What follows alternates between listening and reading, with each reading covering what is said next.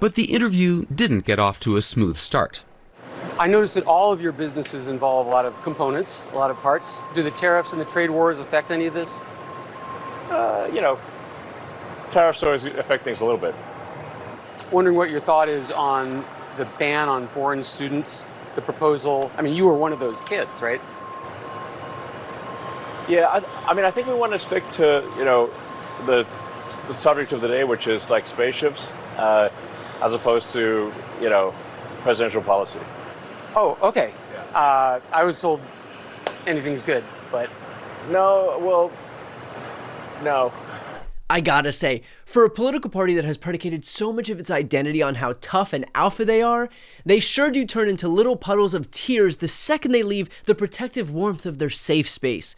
I mean, honestly, I've spent the better part of a decade hearing about how the left needs their participation trophies and safe spaces, and yet, look what happens when this guy, who by the way has every advantage known to man, is forced to suffer the indignity of answering a single question that isn't blowing smoke up his ass. What I would give to see one of these self-proclaimed strongmen, for once, not be such a whiny little bitch.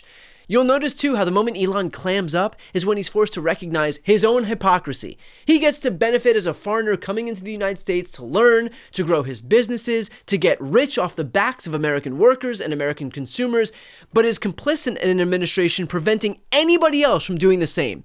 He saw the massive, unprecedented advantages that it afforded him, and rather than allowing that strategy to replicate itself for other people, he simply opts to pull the ladder up behind him. Wealth for me, none for thee.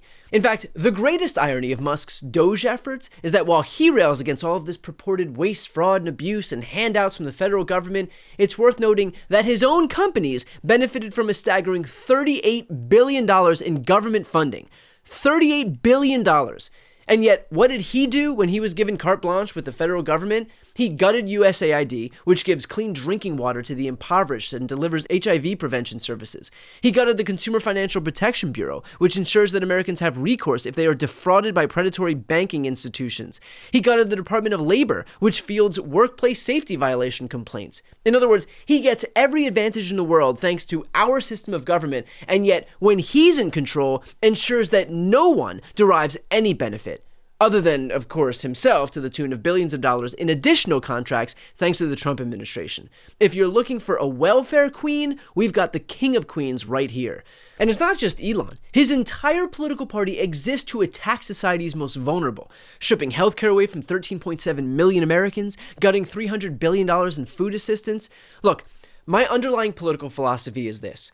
The government should exist for people who need it, not for people who don't. Government should be there to ensure a minimum standard of living. That means for the folks who need healthcare, they have access to healthcare. For the folks who need food assistance, they get access to food assistance. The folks who need help with housing, they have help with housing. Not the people who already have millions or billions of dollars. Now, the rich are going to try and justify gobbling up all of those resources by claiming that trickle-down economics is the only way to deliver help to the working class. It has to go through them first. And they've been saying the same thing since this concept was debuted around 1980.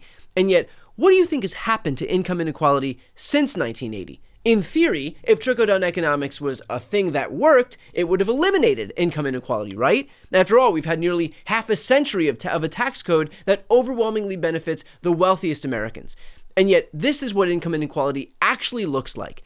Look at what happened in 1981. Look how income inequality has exploded more and more and more every single year since. If trickle-down worked, then why is that gap growing larger? When more wealth is being sent to the rich should mean that more of it should trickle down. It's because that's all bullshit. And everybody knows it's bullshit, but the people writing and passing our laws are rich, they are funded by people who are rich, and they are looking out for themselves and their donors, and this is what we're left with.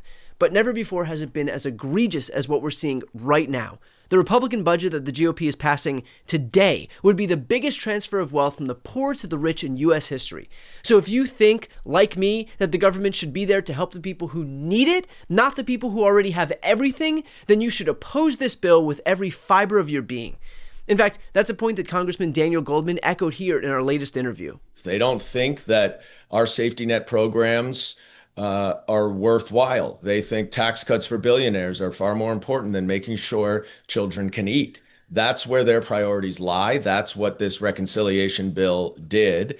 And in combination, as you point out, with the tariff tax, which is just going to increase prices, it's going to increase inflation, and so many more millions of Americans not getting healthcare, not getting food assistance, it is going to result in people dying because of Republican policies.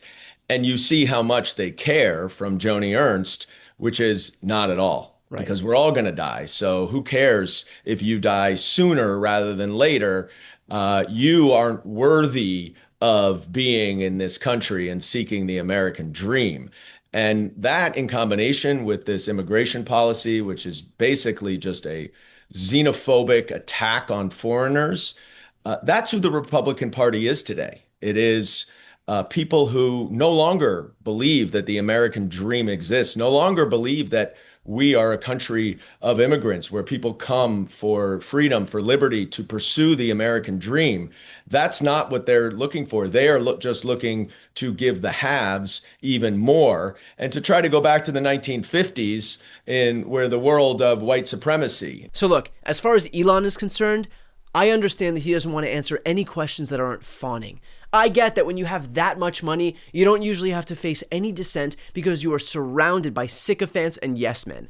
I get that he isn't used to not always getting what he wants. But, and I want to say this as diplomatically as possible, if this motherfucker thinks that he can gut essential services and lifelines for millions of people, fire thousands of veterans, and deprive generations of kids from cancer research funding, all to help himself get just a little bit richer and not have to answer for it, he is as delusional as the day is long.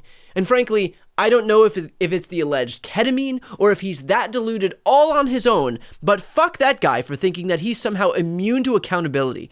If he wants to avoid discomfort, maybe he should take that up with folks who can no longer access HIV prevention treatment because of him.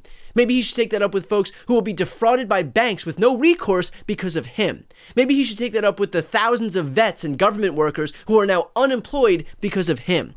Him thinking this interview is uncomfortable exposes how out of touch, what a ghoul this guy really is. So my message to any reporters or journalists who are able to speak to Elon, remember that he doesn't get to dictate where an interview goes. He doesn't get to evade responsibility for upending the lives of millions of people, both in the US and around the world, just because he doesn't feel like being held accountable for his own actions. He put himself in the public eye. He donated almost $300 million to ensure that Donald Trump won the 2024 election. He held a government position. We didn't force him into the public sector. Hell, we didn't even want him to be in the public sector. That was his conscious decision, and he is a grown-ass man. And with that decision comes responsibilities, like answering for his own actions. If Elon wants a safe space, he shouldn't have put himself in this role where he could dictate where billions of dollars were being allocated, but he did. He made his bed, now he has to lie in it. Before you go, if you enjoyed this content and you want to see more and support independent media, please subscribe to this channel. The subscribe button will be right here on the screen. But second, the reality is that we are now in a political environment where this administration can lean on any of the social media platforms to suppress certain voices if they don't like critical coverage. That means my longevity here is in the hands of a few tech billionaires who are already making it clear that they are willing to cater to this administration. To that end, signing up for my newsletter is a way for me to reach you directly if that ever becomes necessary. I'll put the link right here on the screen as well, so please sign up. It's free, but there's also an option to do a paid subscription if you'd like to support me and my team. I really appreciate it. Thanks so much for watching.